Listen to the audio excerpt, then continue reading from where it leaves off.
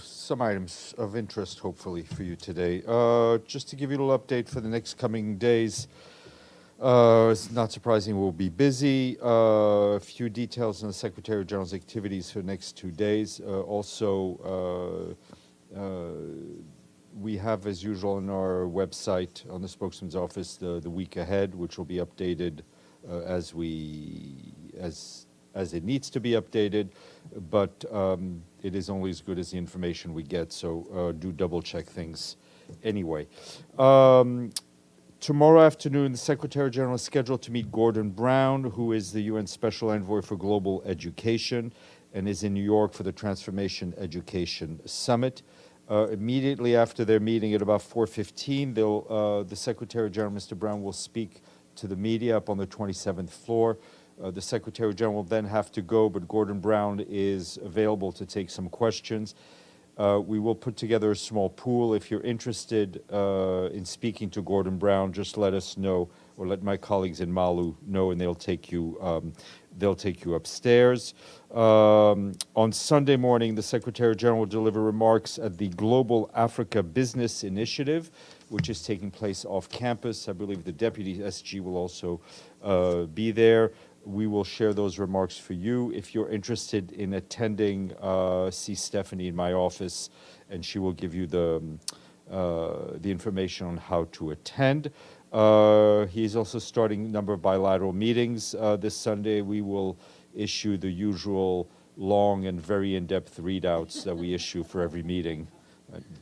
Yes, that was a joke, Benno. That's all right. But we will be issuing readouts and photos as they happen. At 8:30 on Monday, 8:30 in the morning, Secretary General will deliver remarks at the SDG moment. At 10 a.m., he will speak at the Transformation Education Summit. We will be briefing you here on Monday. We will not be briefing on Tuesday, Wednesday. Thursday, we will see if we brief or not. We do expect to be back on the podium on Friday. We will send out an email later today about a background briefing for you on the Secretary General's remarks that he will deliver Tuesday, the opening of the General Assembly. That will likely take place on Monday in this room, but we will send out the details for you if you're interested in attending or logging on. This morning, the Secretary General spoke at the Peace Bell ceremony, noting that peace is under assault across regions, countries, and communities. He said the poison of war is infecting our world, jeopardizing the lives of millions, and pushing our shared goals for the future farther and farther away. Instead of fighting each other on the battlefield, the Secretary General said humanity should be rallying together to tackle the common challenges we face, such as poverty, hunger, inequality, climate change, COVID-19, and racism. He said the task of building peace belongs to every person, underlying the need to wage peace together. The Transforming Education Summit kicked off this morning. Today is the Youth-Led Mobilization Day, and this will be followed by a Solutions Day tomorrow and a Leaders Day on Monday. You heard, I think, quite a lot about the summit from Amina Mohammed and our two other guests yesterday. The summit is being convened by the Secretary General in response to major challenges relating to the relevance of education in a rapidly changing world and the wake-up call provided by the pandemic. Today, young people are called for their fundamental right to learn, insisting that nothing should be decided about them without them. There will be intergenerational dialogue throughout the day with leaders and ministers from across the world, and youth declaration will be handed to the Secretary General this afternoon.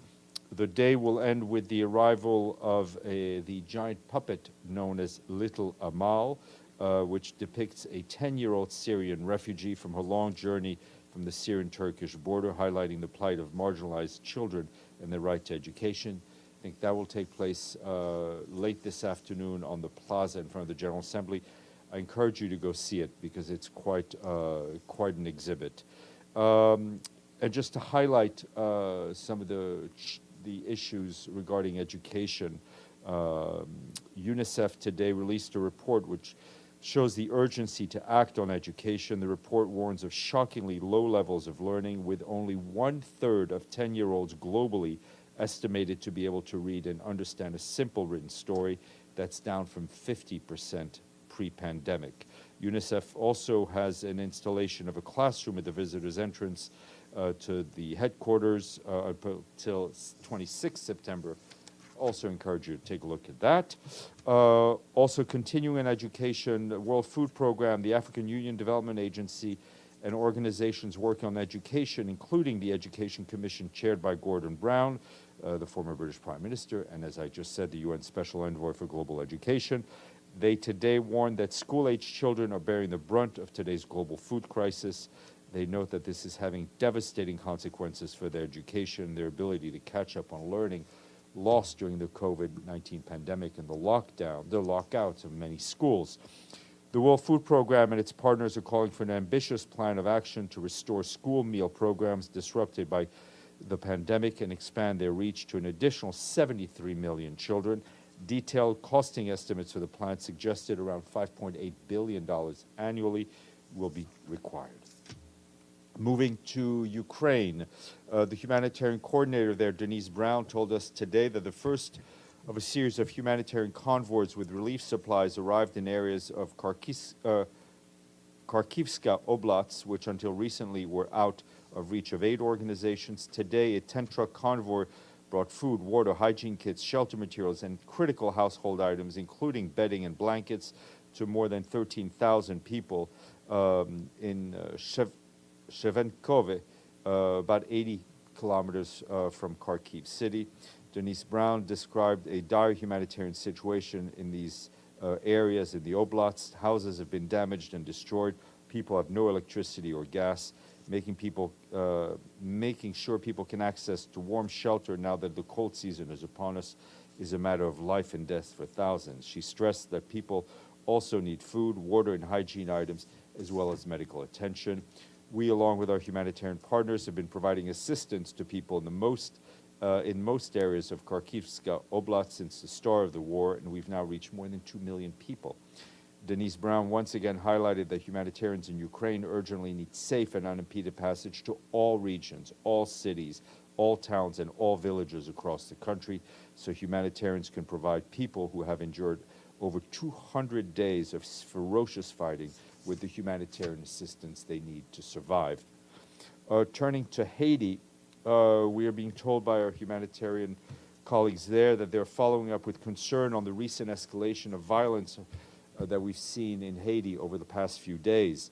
The violent civil unrest and countrywide road closures make it very challenging for humanitarian partners to provide assistance at this stage.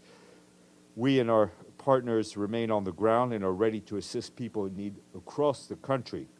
However, shortfall in funding and pre-positioning supplies, including risks to supplies on the ground, means that we are struggling with supplying aid in the coming days. On top of all of that, Tropical Storm Fiona has formed in the Caribbean and may impact Haiti on Monday. The 2022 humanitarian response plan for Haiti, which calls for $373 million, is only 21% funded. And with some luck, I will get a statement on Haiti shortly. Continuing on humanitarian news, Martin Griffiths, the head of the Office for the Coordination of Humanitarian Affairs, today released $100 million from the Central Emergency Response Fund to boost underfunded humanitarian crises in 11 countries in Africa, Asia, the Americas, and the Middle East. Millions of people are suffering from unprecedented hardship in conflicts, drought, floods, and other humanitarian emergencies where the scale of needs has vastly outpaced the resources we have available. The funding gap this year will be the widest it has ever been at nearly $32 billion. Today's allocation will go towards Algeria, Bangladesh, Cameroon, Mali, Mozambique, Myanmar, Niger, South Sudan, Uganda, Venezuela, and Yemen. The fund has now allocated a record $250 million so far this year for underfunded emergencies. Staying on the same topic but moving to Niger, in close collaboration with the government, today we launched an anticipatory action response to support communities impacted by drought in Niger. To support this action, Mr. Griffiths allocated $9.5 million from the Central Emergency Response Fund. With this money, our humanitarian colleagues and their partners will support some of the most vulnerable and at-risk communities through humanitarian intervention in health, education, agriculture, and nutrition. This will help mitigate the impact of low rainfall during the months of June and July, which was one of the lowest rainfall levels recorded in 30 years. This morning, the Security Council held close consultations on Myanmar, and council members were briefed by Noeleen Heyzer, the special envoy on Myanmar. At 3 p.m., there will be an open meeting followed by close consultations on South Sudan. Council members will hear from Nick Haysom, the special representative and head of the UN mission in Sudan. Mr. Haysom will speak to you at the stakeout afterwards. That will probably be late in the day. The Under-Secretary General for Political Affairs and Peacebuilding Affairs, Rosemary DiCarlo, is at the Shanghai Cooperation Organization Summit in Samarkand, where she warned that the global peace and security environment is more volatile than in at least the last 30 years. She said that a multilateral system based on cooperation and the rule of law remains indispensable if we're to build more peaceful societies. She also discussed Afghanistan as a major concern for the region. Before and during the summit, she met, among others, with the President and Foreign Minister of Uzbekistan, the Special Representative of the President of Uzbekistan for Foreign Affairs, the head of the Shanghai Cooperation Organization, and the Foreign Ministers of Kyrgyzstan, Tajikistan, Turkmenistan, and Iran.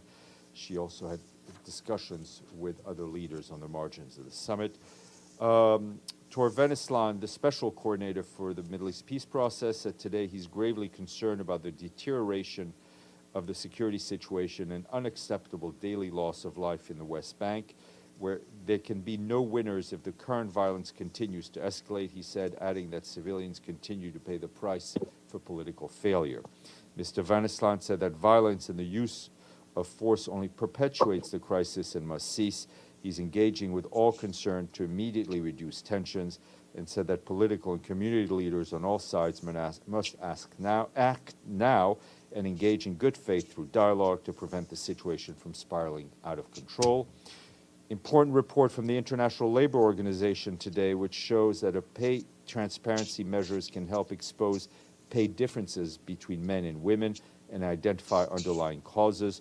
According to ILO, on average, women are paid about 20% less than men globally, while individual characteristics such as education... Iftikhar, I think you may need to mute your mic. While individual characteristics such as education, working time, occupational segregation, skills, and other factors explain part of the gender pay gap, a large part is due to just basic discrimination based on gender. In addition, ILO says that pay transparency may provide workers with the information, evidence they require to negotiate pay rates, provide them with the means to challenge potential pay discrimination. More information on the interweb. Today is the International Day of the Preservation of the Ozone Layer. In his message, the Secretary General said that thanks to this global agreement that was adopted 35 years ago, and I think that was one of the treaties you were talking about, humanity has averted a major health catastrophe from ultraviolet radiation pouring through a massive hole in the ozone layer. The Montreal Protocol is a success because when science discovered the threat we all faced, governments and their partners acted. He said that this is a powerful example of multilateralism in action. Lastly, ahead of the 2022 World Cup that will take place in Qatar and that France will win. Sorry. Sorry? I know, there we go. I stepped out of my, my oath I took to the UN.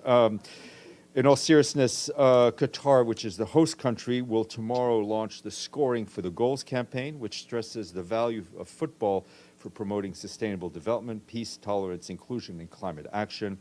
As part of the launch, there'll be a video projection on the east side of the Secretariat building tomorrow, Saturday at 7 p.m., which to introduce the 17 Sustainable Development Goals.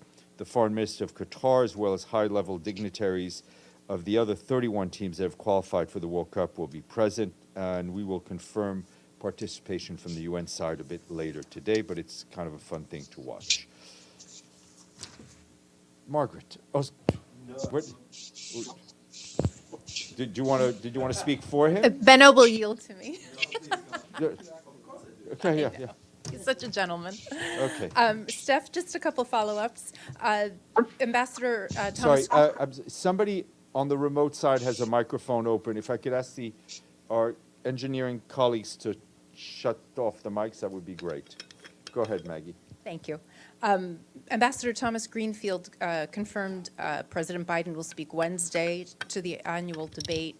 I'm just wondering what you can tell us about the Secretary General's bilateral plans with Mr. Biden or anything with Yeah, I mean, the he Americans. will have a bilateral with the President of the United States, the head of the host country, as is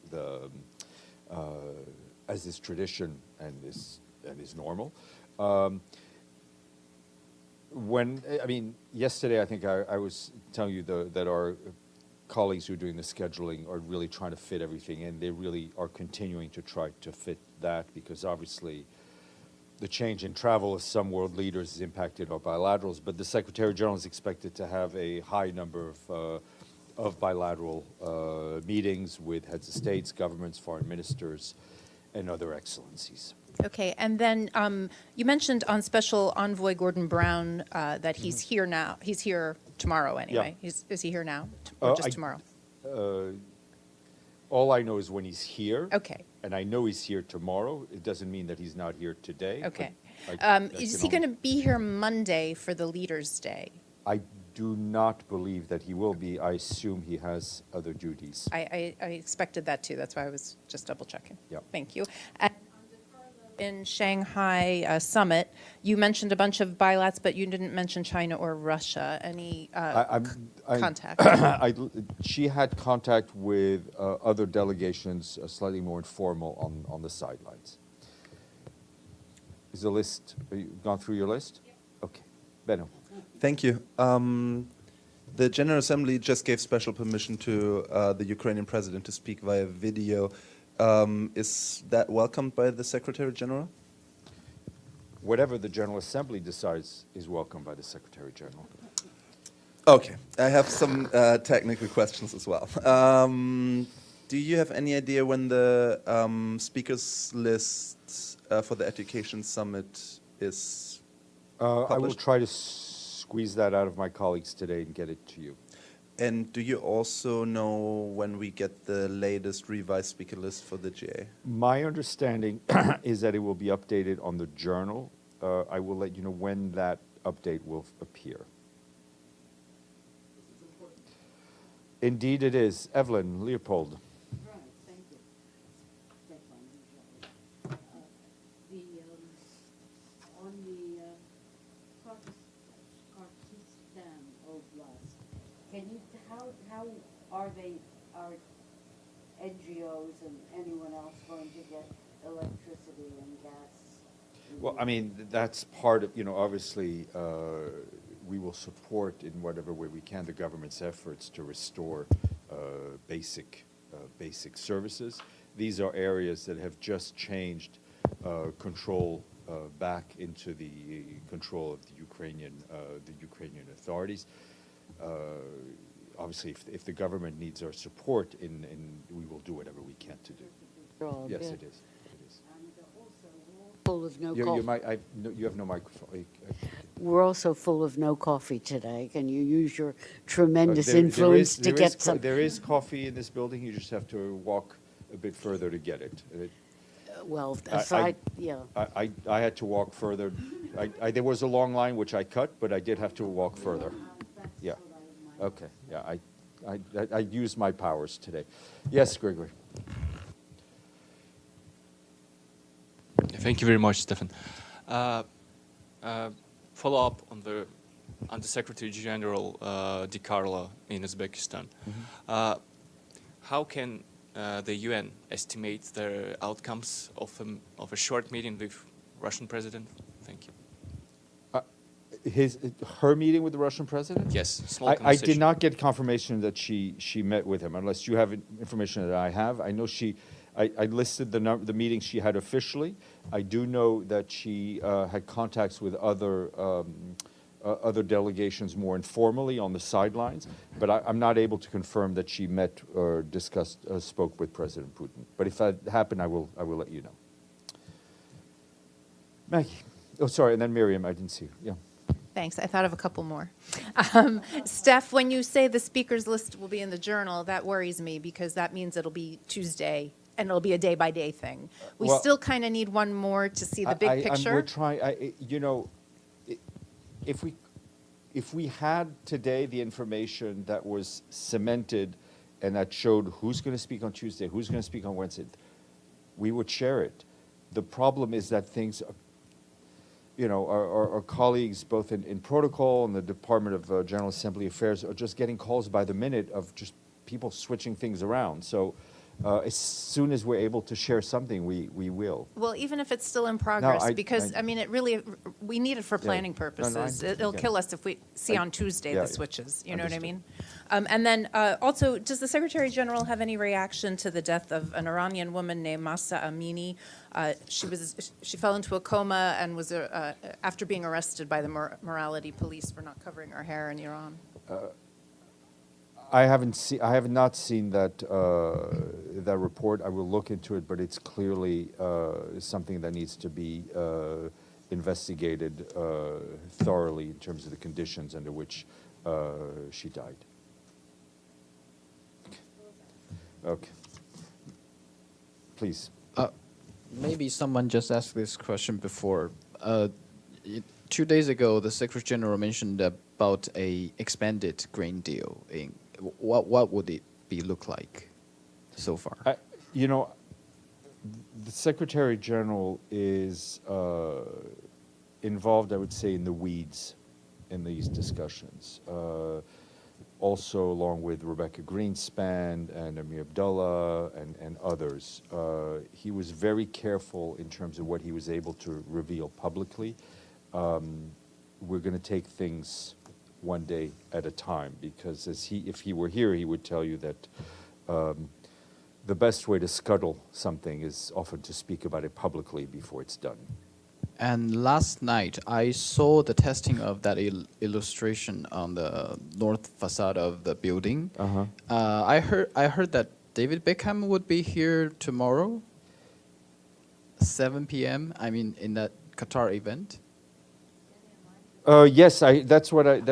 Oh, yeah, We will okay, try, right, you yeah, may yeah. want to try talking to our friends at UNICEF, because if I'm not mistaken, he's also a UNICEF Goodwill Ambassador. But I did note that he waited 12 hours online in London, which is But okay.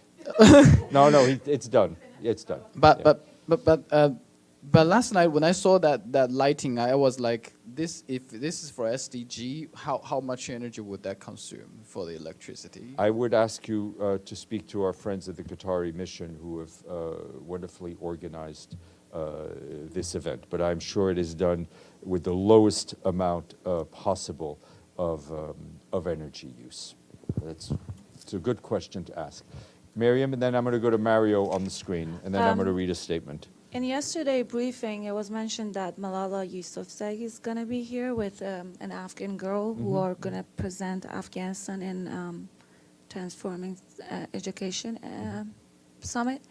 Do you know if she is going to, both Malala and the Afghan girl are going to have a press briefing, or how is it? We'll try to get you some details on the presentation.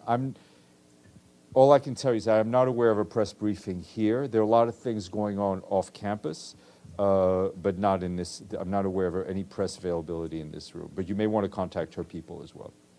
I did, but if you get any I information, will would you share that share with with you us? as well. Thank you. Okay. Mario, and then I'm going to read a statement on Haiti.